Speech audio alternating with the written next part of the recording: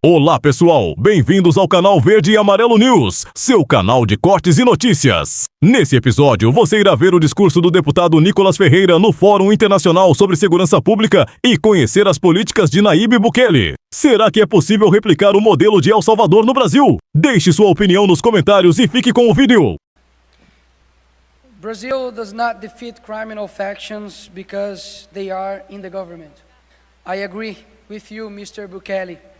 Most honorable President of this forum, Congressman Robert Pittenger, Congressmen, Ambassadors, Delegation Chiefs, ladies and gentlemen.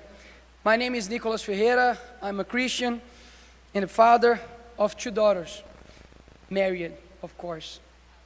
Before becoming the most voted congressman in Brazil, I was born and raised in a favela, and I saw up close how violence destroys a neighborhood, a city, a state, and now an entire country. And today I will speak without the filter that the media imposes. I will speak about the reality of my nation. Today in Brazil, there are 88 mapped criminal organizations operating from inside Brazilian prisons. Of these, 72 operate locally, 14 regionally, and 2 transnationally. More than half, 58%, have as their main activity the direct confrontation against the state. In other words, they no longer hide. They openly challenge the state. These factions impose rules, control territories, punish, charge taxes, and most seriously, they use terror as a form of government. 11% of the Brazilian population lives in territories under the direct influence of criminal factions. But the most alarming data comes from a study entitled Criminal Governance in Latin America. Between 50 and 60 million Brazilians, roughly 1/4 of the population, live under what is called criminal governments, an authoritarian and violent regime that decides who enters and who lives. In other words, 1/4 of the Brazilian population lives under a government that was not elected, does not provide accountability, and does not respect the Constitution or the law. The consequences are tragic and daily. In their own system of justice, the Red Command, one of the most notorious Brazilian factions, uses several methods of torture and execution to punish misconduct, eliminate rivals, and repress residents who oppose or report their activities. Torture sections are frequently recorded and circulated in messaging groups as a warning to the community. The newest method involves both torture and corpse disposal using alligators. Yes, ladies and gentlemen, alligators.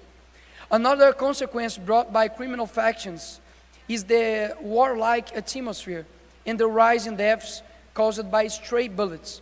According to the Crossfire Institute, the number of stray bullets victims in Rio de Janeiro grew up by 58% in the year 2025.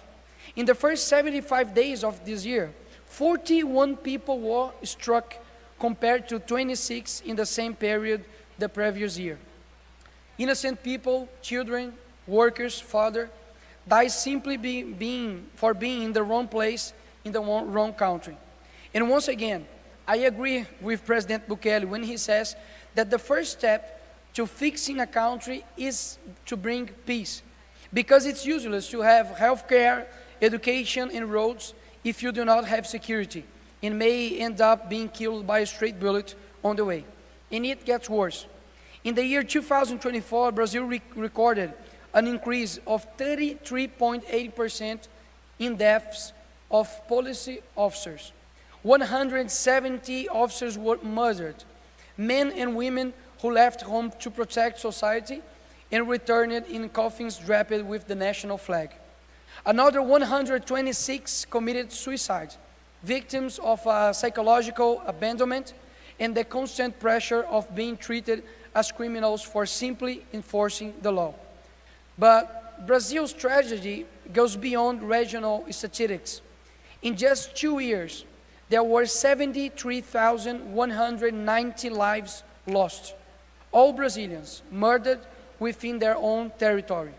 To give perspective, the Gaza Strip, the stage of a declared war between Israel and Hamas, 67,869 people were killed in 2 years of conflict. In other words, Brazil, with no civil war, foreign invasion, no missiles, no tanks, kills more than a war. As if the terrifying death too were not enough, in Brazil the factions also spread terror by charging fees from small business owners just to allow a store to operate. There are reports of bar owners and street vendors executed for not paying extortion. They control telecommunications, transportation, security, food, water, and even the price of the cooking gas. It's a parallel state, totalitarian, armed, and unpunished.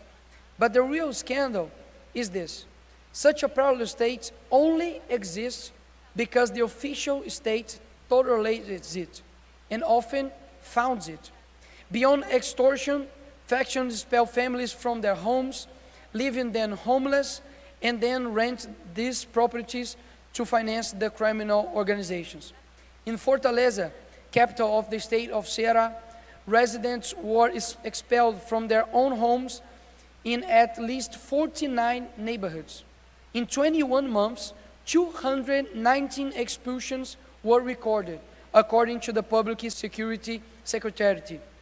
To understand the severity of what's happening in Brazil, I will give you the example of PCC, the First Capital Command, one of the most powerful factions in Latin America. Founded in 1993 inside the São Paulo prison system, the PCC began as a alleged brotherhood of prisoners against state abuse. 30 years later, it has become a transnational criminal organization operating in 19 Brazilian states and with confirmed presence in Paraguay, Bolivia, and Colombia.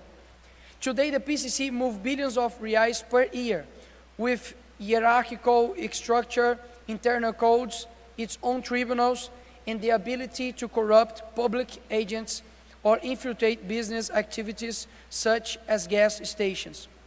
It is essentially a Brazilian cartel with business, logistics, and even legal branches.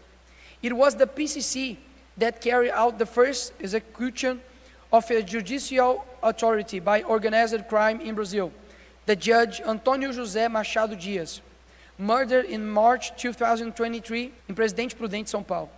After that, many other judges and prosecutors were placed under threat. Another famous crime was the historic robbery of the central bank in 2005. They dug a tunnel of 80 meters to reach the vault in Fortaleza and stole approximately 165 million reais. Finally, another mega operation orchestrated by the PCC were coordinating attacks in São Paulo in 2006. In May, the PCC ordered bus burnings, police station attacks, prison riots, and the state capital was paralyzed. More than 59 securities agents were murdered, and the state declared a curfew. No one of this is a coincidence. Brazil's public safety, security tragedy is not only police-related, it's political. And it began more than 3 decades ago, when Lula and Fidel Castro founded the São Paulo Fórum in 1990. That meeting brought together left-wing parties, revolutionary movements, and even armed organizations such as FARC. Its objective was clear: reorganize the Latin American left after the collapse of the Soviet Union, replacing the weapons of socialism with a new weapon, state power. But the project never abandoned its essence: ideological infiltration and tolerance toward crime. What used to be guerrillas are now factions. What used to be revolution is now institutional capture. And little by little, the Brazilian state became hostage to the delinquents it helped create. The Forum's project penetrate prisons, elections, and eventually the justice system. It is no surprise that more than 80% of provisional inmates voted for Lula in the first round. After his victory, videos emerged of prisoners celebrating inside their cells. They know exactly who defends the narrative of criminal victimhood and police demonization. When Congress proposed classifying criminal factions as a terrorist organizations, Lula government opposed it, while other Latin countries adopted the classification to fight narco-terrorism. The cruelest proof came when 4 police officers were killed in mega operation in Rio de Janeiro. The entire country mourned, except the president. Lula offered no condolences to the families of the heroes, but was quick to mourn the death of the criminals. And here, as a Brazilian in El Salvador, I send a message to these 4 families that now is crying because they don't have their family anymore, they doesn't have their parents anymore, to say that these 4 police that were killed by the criminals, they are not the devil. It's the opposite. They are heroes.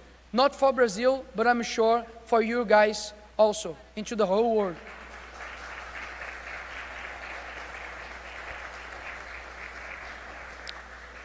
And the problem goes far beyond public security. The Workers' Party built its political history on 2 of the greatest corruption scandals in the democracy West, the Mensalão and the Petrolão. The Mensalão bought votes in Congress, an assault on democracy. The Petrolão looted Petrobras, an assault on the nation. Together, they diverted billions of reais, financed campaigns, bought support, and created the largest corruption scheme ever uncovered in the Southern Hemisphere. And what happened afterward? The convicted were released, the trials annulled, and the same political group returned to power with the same speeches and the same methods. Today, when the government remains silent before the factions and the judiciary ignores traffickers, it is because all speak the same language, the language of impunity. And if the executive falls, the judiciary is even worse. The Supreme Court, which should protect the Constitution, has released traffickers and weakened law enforcement. Brazil's justice system insists on humanization formulas that in practice work as safe conduct for criminals. A clear example is the custody hearings introduced in 2015. By August of 2024, more than 1,700,000 such hearings has been held, with approximately 39.4% of those arrested in flagrant released at this initial stage. 4 in every 10 criminals caught in act walked freely, while the victims remain abandoned. The mega trafficker André do Rap was released by a Supreme Court decision and never returned to prison. In the last 7 years, more than 30 PCC leaders were released through the front door. Some judges even prohibited helicopters, police entry into favelas, and legitimate use of force under the argument of protecting human rights. Curiously, the human rights of victims are never remembered. In Brazil, there is no effective parliamentary oversight over the judiciary. The system of checks and balances simply does not exist. Congress cannot review judicial decisions that violate the constitutions, cannot summon a Supreme Court justice to provide explanation, and has no effective accountability mechanism, except impeachment, which is politically impossible. In the year 2020, an action in the Supreme Court, fueled by an extreme left party, imposed severe restrictions on police operations in Rio de Janeiro communities. Police were basically prevented from combating crime unless they obtained extremely bureaucratic authorization. The decision was presented as a way to protect lives, but in practice left the citizen unprotected. By drastically limiting police action, prohibiting operation, demanding exceptional justification, and bureaucratizing every step. The decision created the perfect environment for organized crime to reorganize, strengthen, and expand its territorial power. While the state was held hostage by legal orders, criminals filled this vacuum, expanding weapons arsenals, drug routes, bases of operation at their territory's control. This is the result of government of judges, a system where 11 unelected ministers decide not only to interpret the law, but the country's agenda itself. They choose which cases move forward, which investigations are buried, and even which words may or may not be spoken online. For just an example, if I say here today that Mr. Alexandre de Moraes, our Supreme Court judge in Brazil, he is a tyranny, when I come back to Brazil, maybe I can be in jail. Just to know, President of the Parliament, how it works in Brazil. A system, they choose which cases move forward, as I said, and we are living under a new kind of censorship in rubes. Brazil must restore balance among the powers. This is not about attacking the judiciary. It's about rebuilding constitutional harmony. We need accountability mechanism, limits, reviews, transparency. Democracy is only healthy when power is divided and supervised. Without control, power becomes corruption. El Salvador teaches us that political courage and moral leadership can transform a nation. But courage is not only about confronting crime in the streets. It's also about confronting the structures that protect crime in the courts. Brazil does not need more laws. It needs justice that obeys the law. It does not need more speeches about democracy. It needs institutions that respect democracy. As long as Parliament is mute and the judiciary untouchable, corruption will remain unpunished, factions will continue to govern, and the Brazilian people will remain victims of a state afraid to act. May this meeting in El Salvador inspire a new era, an era which Parliament rebalances power, returns to the Constitution, and the people believe once again that the law applies to everyone, includes who interprets it. Que Dios bendiga a todos.